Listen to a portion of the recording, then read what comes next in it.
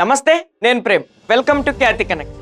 తెలంగాణ రాజకీయాల్లో అత్యంత సెంటిమెంట్తో కూడుకున్న టీఆర్ఎస్ అనే ఆక్రోనిం చుట్టూ ఇప్పుడు సరికొత్త లీగల్ అండ్ పొలిటికల్ వార్ మొదలైంది. కల్వకుంట్ల కవిత భారత రాష్ట్ర సమితి నుండి బయటకు వచ్చి సరికొత్తగా స్థాపించిన తెలంగాణ రక్షణ సేన పార్టీ పేరును మార్చాలంటూ కేంద్ర ఎన్నికల సంఘం నోటీసులు జారీ చేయడం ఇప్పుడు రాష్ట్ర వ్యాప్తంగా పెను సంచలనంగా మారింది.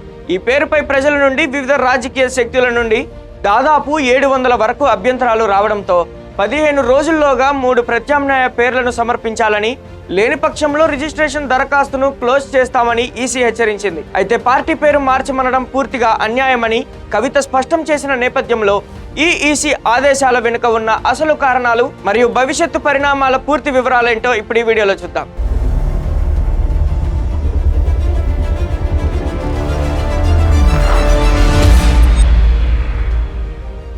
తెలంగాణ రాష్ట్ర ఏర్పాటు ఉద్యమ చరిత్రలో టీఆర్ఎస్ అనే 3 అక్షరాలకు ఉన్న క్రేజ్ మరియు ప్రజల్లో ఉన్న గుర్తింపు ఎలాంటిదో ప్రత్యేకంగా చెప్పాల్సిన అవసరం లేదు. సీనియర్ నేత కేసీఆర్ నాడు స్థాపించిన తెలంగాణ రాష్ట్ర సమితిని ఆ తర్వాతి కాలంలో భారత రాష్ట్ర సమితిగా మార్చిన విషయం మనందరికీ తెలుసు. అయితే బీఆర్ఎస్ నుండి సస్పెండ్ అయిన తర్వాత కేసీఆర్ కుమార్తె కల్వకుంట్ల కవిత గతేడాది సెప్టెంబర్లో పార్టీని వీడి ఈ ఏడాది ఏప్రిల్లో తెలంగాణ రక్షణ సేన పేరిట కొత్త పార్టీని అనౌన్స్ చేశారు. ఆ పార్టీ పేరులోని మొదటి అక్షరాలను కలిపితే మళ్ళీ పాత టీఆర్ఎస్ ఆక్రోనిం వస్తుండటంతో నాటి ఉద్యమ సెంటిమెంట్ ను తిరిగి క్యాష్ చేసుకోవాలని కవిత భావించారు. కానీ పార్టీ రిజిస్ట్రేషన్ ప్రక్రియ తుది దశకు చేరిన తరుణంలో కేంద్ర ఎన్నికల సంఘం నుండి కవితకు ఊహించని షాక్ తగిలింది. కవిత ప్రతిపాదించిన తెలంగాణ రక్షణ సేన పేరుపై, ముఖ్యంగా టీఆర్ఎస్ అనే షార్ట్ ఫామ్ వాడటంపై సర్వత్రా అభ్యంతరాలు వెల్లువెత్తాయి. పబ్లిక్ నోటీస్ ఇచ్చిన తర్వాత ఈసీకి భారీ సంఖ్యలో ఫిర్యాదులు అందడంతో టీఆర్ఎస్ పేరును అధికారికంగా కొనసాగించడానికి వీల్లేదని ఎలక్షన్ కమిషన్ స్పష్టం చేసింది. రాబోయే 2 వారాల వ్యవధిలో 3 ప్రత్యామ్నాయ పేర్లను ఈసీకి సమర్పించకపోతే కొత్త పార్టీ రిజిస్ట్రేషన్ ఫైల్ను పూర్తిగా మూసివేస్తామని హెచ్చరిస్తూ ఈసీ లేఖ రాయడం ఇండస్ట్రీ అండ్ పొలిటికల్ సర్కిల్స్లో హాట్ టాపిక్గా మారింది. ఈసీ జారీ చేసిన ఆదేశాలపై కల్వకుంట్ల కవిత తనదైన శైలిలో ఘాటుగా స్పందించారు.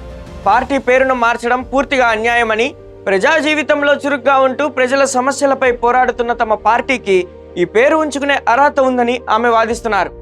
ఈసీ తమకు ఫార్వర్డ్ చేసిన 2 ప్రధాన అభ్యంతరాలకు తాము ఇప్పటికే లీగల్ గా సమాధానాలు ఇచ్చామని కవిత వర్గం స్పష్టం చేసింది. ఇందులో ఒక అభ్యంతరం సిద్దిపేటకు చెందిన వ్యక్తి రిజిస్టర్ చేసిన తెలంగాణ రాజ్య సమితి నుండి వచ్చిందని, సదరు పార్టీ 2022లో రిజిస్టర్ అయినా ఇప్పటి వరకు ఒక్క ఎన్నికల్లో కూడా పోటీ చేయలేదని కవిత గుర్తు చేశారు. దీని వెనుక బీఆర్ఎస్ పార్టీకి చెందిన కొందరు ముఖ్య నేతల హస్తం ఉందంటూ ఆమె ఆరోపించడం సంచలనంగా మారింది. మరో అభ్యంతరం మహారాష్ట్రకు చెందిన సంస్థ నుండి వచ్చిందని, దానికి తెలంగాణ రాజకీయాలతో ఎలాంటి సంబంధం లేదని కవిత కొట్టిపారేశారు.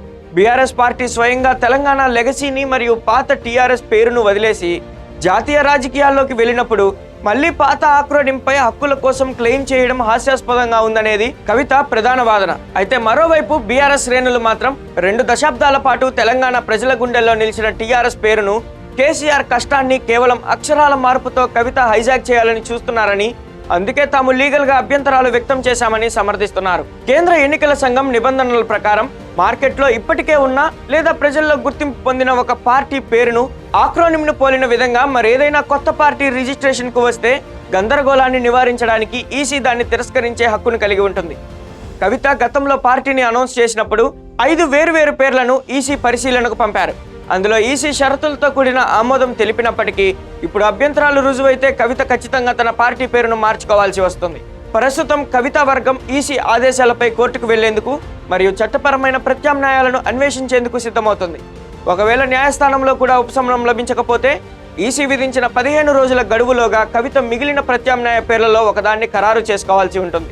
ఈ పేరు మార్పు వివాదం వల్ల కవిత కొత్త పార్టీ క్షేత్రస్థాయిలోకి వెళ్లేందుకు మరింత సమయం పట్టే అవకాశం ఉంది. ఈలోగా ప్రత్యర్థి పార్టీలు కవితను మరింత డిఫెన్స్ లోకి నెట్టే వ్యూహాన్ని అమలు చేస్తున్నాయి.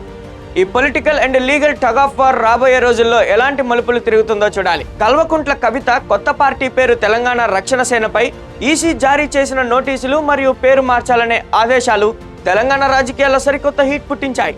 పేరు మార్చడం అన్యాయమని కవిత వాదిస్తుండగా, ఈసీ నిబంధనల ప్రకారం రాబోయే రోజుల్లో కవిత ఎలాంటి నిర్ణయం తీసుకుంటుందనేది ఆసక్తికరంగా మారింది.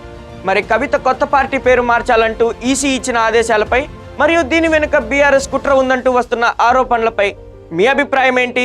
టీఆర్ఎస్ అనే పేరు కవితకు దక్కడం సరైనదేనని మీరు భావిస్తున్నారా? మీ అమూల్యమైన ఆలోచనను కింద కామెంట్ సెక్షన్లో తప్పకుండా తెలియజేయండి. మరిన్ని లేటెస్ట్ అప్డేట్స్తో మళ్ళీ కలుద్దాం. కీప్ వాచింగ్ ఖ్యాతి కనెక్ట్.